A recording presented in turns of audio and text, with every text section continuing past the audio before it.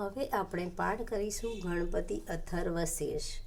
તો ઓમ રૂપ ગણપતિનો નમસ્કાર છે. તમે પ્રત્યક્ષ તત્વો છો, તમે જ કરતા છો, તમે જ કેવળ ધરતા છો અને તમે જ કેવળ હરતા છો. એટલે કરતા એટલે બ્રહ્મા, ધરતા એટલે વિષ્ણુ અને હરતા એટલે હરિહર, આપણા શિવ.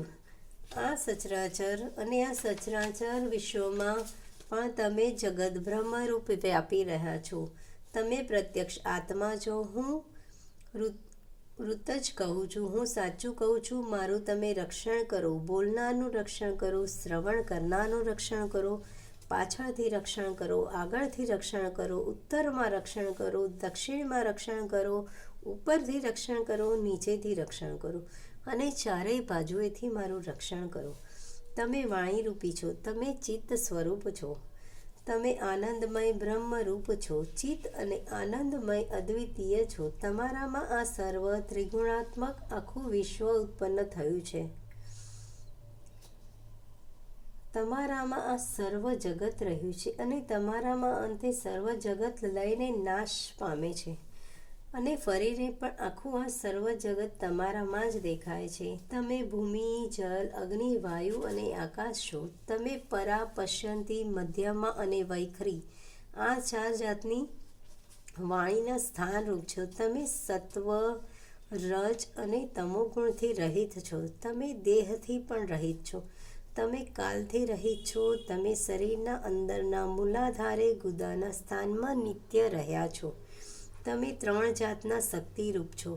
યોગીઓ તમારું નિરંતર ધ્યાન ધરે છે અને તમે બ્રહ્મા છો, વિષ્ણુ છો, તમે રુદ્ર છો, તમે ઇન્દ્ર છો, તમે અગ્નિ છો, તમે બ્રહ્મવાચક ભૂર્ભુવઃ સ્વ ત્રણ સ્વરૂપ છો. પ્રથમ ગકારનો ઉચ્ચાર કરવો, ત્યાર પછી તેની સાથે અકારનો ઉચ્ચાર કરવો, એટલે કે આકાર સહિત ગનો ઉચ્ચાર કરવો. પછી તેના ઉપર અનુસ્વારનો ઉચ્ચાર કરવો, અનુનાસિકા સાથે કરવો. ગમ એમ સમજવું, તેની પાછળ ઓમકાર કરવા અને ઓમ ગમ એકાક્ષર ગણપતિનો મંત્ર સમજવો. આ બધાની સાથે ઉચ્ચાર કરવાથી સંહિતા કહેવાય છે અને તે ગકારથી આરંભી તારુણ્યરુદ્રમ ગણેશ વિદ્યા સમજાવી છે. આ મંત્રના ગણક ઋષિ છે. નિચૃંદ ગાયત્રી છંદ છે. ગણપતિ દેવતા છે. ઓમ ગમ ગણપતયે નમઃ આ મંત્ર છે. ધ્યાનમ એકદંતવાળા ગણપતિને અમો જાણીએ છીએ. વક્રતુંડની ઉપાસના કરી છે, માટે એવા દંતી ગણેશજી અમારા પર પ્રસન્ન થાઓ. જે ગણપતિને એક દાંત છે, ચાર હાથ છે, વળી પાશ અંકુશ છે, જે વરદદાથી વરદ હાથને જેઓએ ધારણ કર્યા છે, મૂષક જેની ધ્વજામાં છે અને જેનો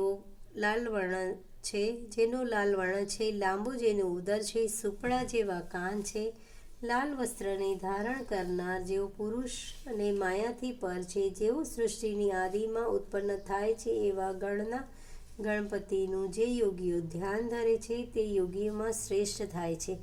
સમૂહના પતિને નમસ્કાર. ગણપતિને નમસ્કાર.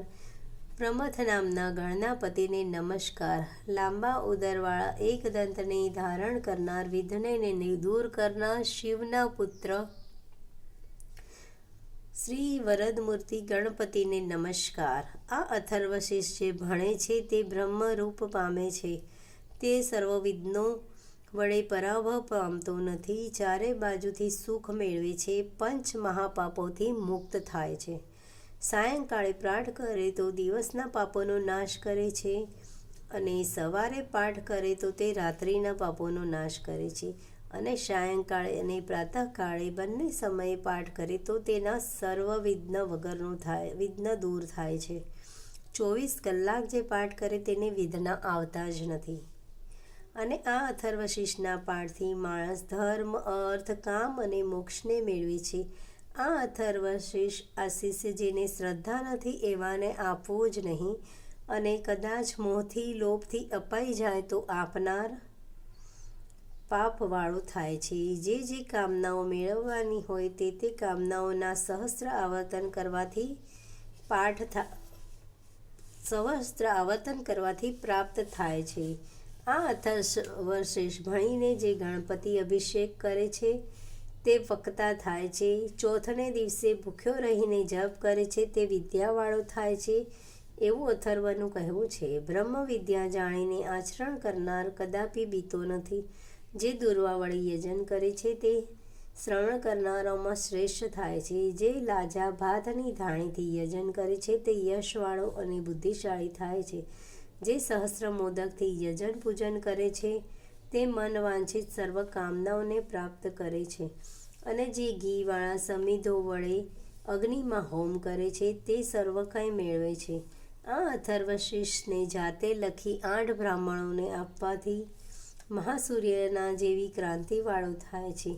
સૂર્યગ્રહણના સમયે મહાનદીમાં અથવા ગણપતિ પ્રતિમા મૂર્તિ સામે જપ કરવાથી આ અથર્વશીર્ષ રૂપ મંત્ર સિદ્ધ થાય છે અને મહાવિઘ્નોથી, મહાદોષોથી, મહાન પ્રત્યવાયોથી મુક્ત થાય છે અને તે દરેક પ્રકારના જ્ઞાનને મેળવે છે. આ ઉપનિષદ છે.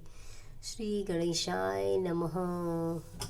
તો આ ગણેશ અથર્વશીર્ષનો પાઠ કર્યો તે તમને ગમ્યો હોય અને તમે આટલે સુધી ધ્યાનથી મારો પાઠ સાંભળ્યો હોય તો ગણપતિ દાદા તમારી મનોકામના જરૂરથી પૂર્ણ કરશે. શ્રી ગણેશાય નમઃ.